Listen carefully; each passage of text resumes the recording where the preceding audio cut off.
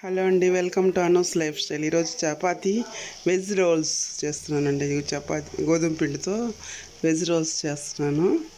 దానికి నేను carrot, cabbage, potato అన్ని తురిమి ఇలా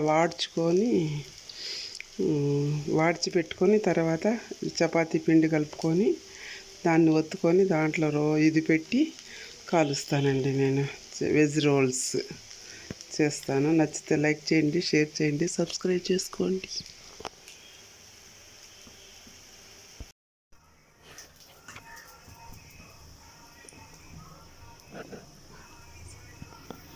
ఇలా చపాతీ లాగా ఒత్తుకొని అప్పుడు ఇలా కాల్చుకుంటే వాటిల్లో కొంచెం కాలాక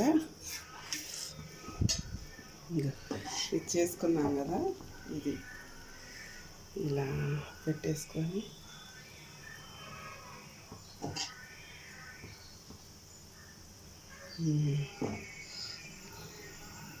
ఇట్లా పెట్టుకొని ఇలా మడత పెట్టుకొని